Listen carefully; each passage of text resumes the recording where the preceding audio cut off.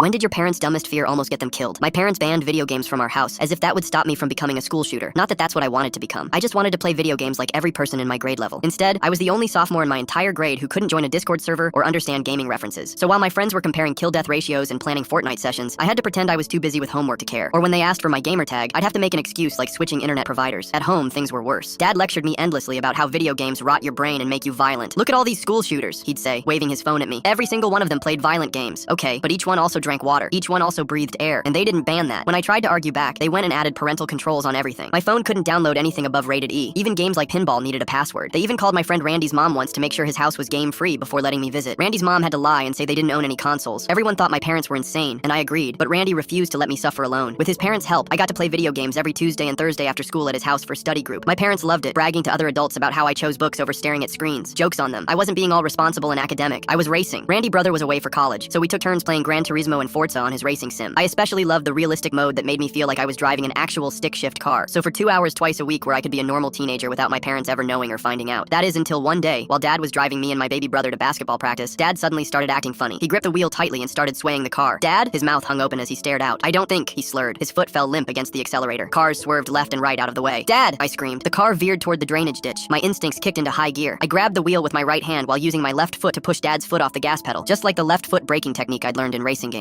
My little brother started crying the moment I moved the car onto the shoulder before finally stopping. I immediately checked on Dad. He was completely unconscious but breathing. I immediately called 911 with shaking hands. We're on the highway. Dad is passed out. Please send an ambulance. The dispatcher said an ambulance was 25 to 30 minutes out because of our rural location. I looked at Dad's pale face, then at my crying brother, and made a split decision. I'm driving him myself, I told the dispatcher. What? No, you're just a kid. I hung up. Then I pushed Dad's seat back, adjusted the mirrors like I'd done 1,000 times in the virtual world, and pulled onto the highway, matching the speed of the cars in the first lane. I kept it at 45 in a 55 zone, hazards blinking, staying in the right lane. Every move was deliberate. Signal, mirror check, smooth acceleration. Other drivers honked and one guy pulled alongside to scream at me, but I kept my eyes forward. I exited the highway and followed the GPS towards the hospital. At the red light, I made sure to ease off the gas early and smoothen the stop, but within 10 miles of the hospital, police lights appeared in my mirror. I pulled over, feeling both nervous and panicked, glancing over Dad. The cop approached angrily, already yelling at me even before I could roll down the window, but when he saw my dad's state of emergency, his face softened. Okay, kid, we'll continue this later. He and his partner worked together to move my dad and my little brother into their police car before rushing towards the hospital. At the hospital, the ER doctor patted my head and explained, only a few more minutes and your dad would have had permanent brain damage or worse, but now he's recovering well and should wake up in a bit. When Dad woke up, the officers explained everything to him. He was of course angry at first. You lied about the video games. You drove the car underaged. You were reckless and could have gotten everyone killed, but you saved me. Followed all the road rules. Apparently drove better than most adults. I'm so proud. He pulled me into a hug, crying and apologizing, which only made me cry too. Maybe you can teach me gaming too, Dad asked quietly. Dad never got good at gaming, but at least the old video game ban was abolished forever.